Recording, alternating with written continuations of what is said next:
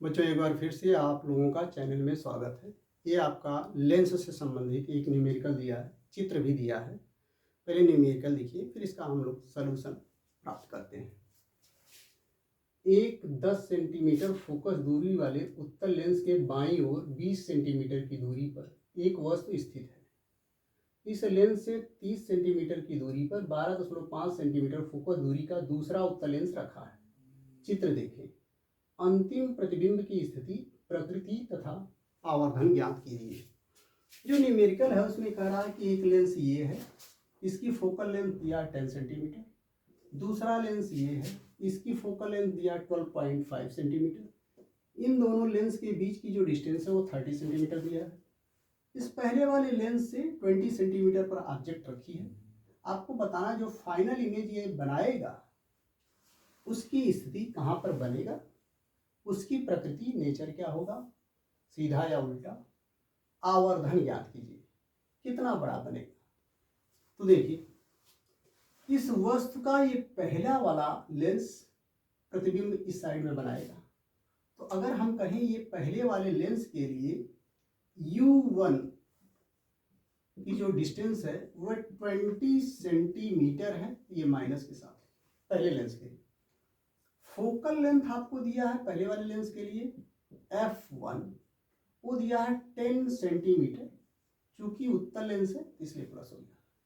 अब ये प्रतिबिंब कहाँ बनाएगा, मान लीजिए हम कह रहे हैं वो बन रहा है V1 डिस्टेंस पर, तो V1 हम कैलकुलेट कर लेंगे।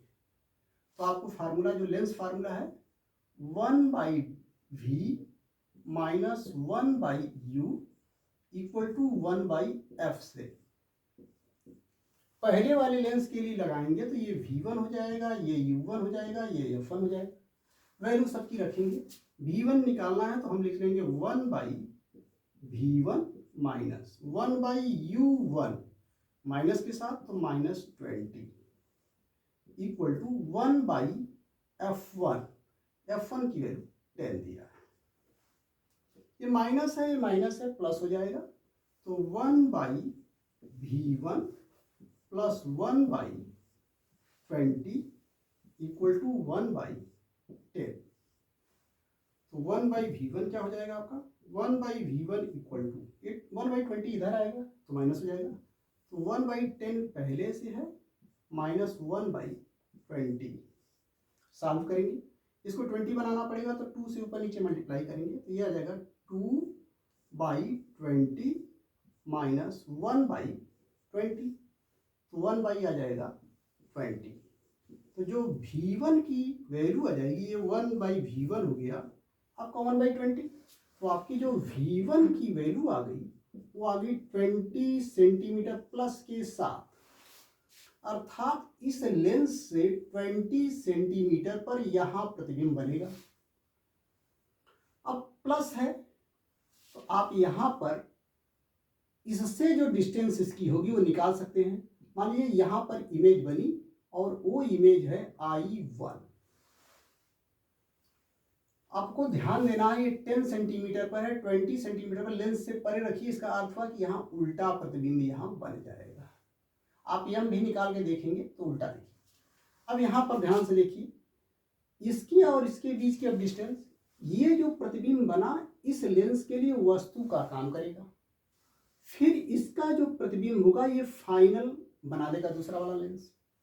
तो ये जो इसके लिए वस्तु का काम करेगा तो दूसरे के लिए इसकी जो डिस्टेंस हो जाएगी, दूसरे लेंस के लिए U2 वस्तु की दूरी, ये वस्तु का काम कर रहा है। कितनी होगी, ये टोटल 30 सेंटीमीटर है और ये 20 सेंटीमीटर हमने निकालना, तो आ जाएगा 30 माइनस 20, तो आ जाएगा 10 सेंटीमीटर। इस लेंस के लिए इस साइड में है तो U2 की जो वैल्यू आ गई वो -10 सेंटीमीटर हुई यहां पर। इस लेंस द्वारा इसका जो प्रतिबिंब बनेगा, मान लीजिए उसकी डिस्टेंस हम कर रहे हैं लेंस से V2 है तो V2 की वैल्यू हमें निकालना है। इसकी जो फोकल लेंथ दिया है F2 12.5 दिया है।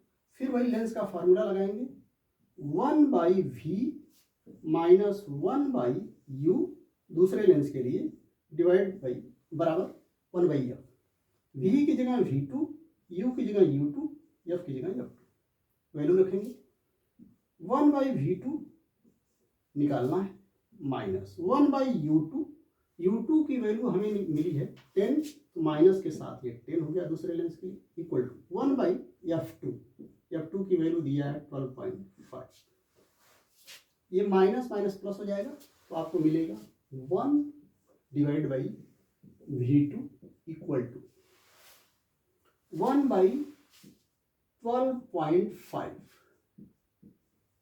और माइनस, ये माइनस माइनस प्लस हुआ तो उधर जाएगा तो माइनस हो जाएगा 1/10।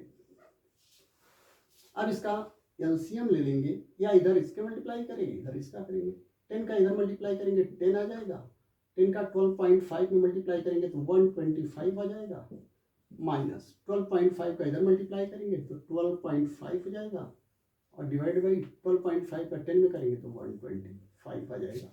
ये 1/V2 की वैल्यू आ गई।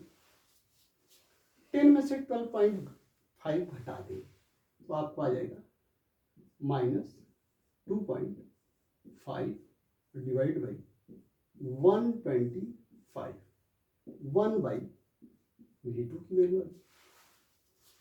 2.5 है, इसको 25 करेंगे तो 1250 आ जाएगा, इससे इसको आप कट कर देंगे 25, 125, 1/50 आ जाएगा, तो 1/V2 इक्वल टू हो गया माइनस 1/50, या आपका V2 हो गया -50 सेंटीमीटर। तो ये क्या बता रहा है? ये बता रहा है कि इस लेंस से 50 सेंटीमीटर पे यहाँ बनेगा, तो 50 सेंटीमीटर कहाँ हुआ? यहाँ से यहाँ पर 50 सेंटीमीटर, तो ये 30 है, ये 20 है, यानी जहाँ पर ऑब्जेक्ट है वहीं पर प्रतिबिंब बनेगा। ये माइनस आया है, अब ध्यान देने की बात है, u भी माइनस v भी माइनस, तो यम का मान इसके लिए निकालेंगे और इसके लिए, पहले लेंस के लिए आवर्धन m1 निकालेंगे, m1 बराबर v1 divide by u1। v1 की वैल्यू आपको 20 हमने निकाला, u1 की वैल्यू -20 काट देंगे, तो जो m1 आया पहले लेंस द्वारा जो आवर्धन आया वो आ गया -1, अर्थात जितनी साइज ऑब्जेक्ट की है उतने साइज इमेज की बन गई इसकी, और माइनस है इसका अर्थ हुआ कि उल्टा बन रहा है। इसके लिए आवर्धन निकालेंगे m2, तो m2 बराबर हो जाएगा v2 और डिवाइड बाई u2। v2 की वैल्यू 50 सेंटीमीटर इस लेंस के लिए निकाला माइनस के साथ, तो -50।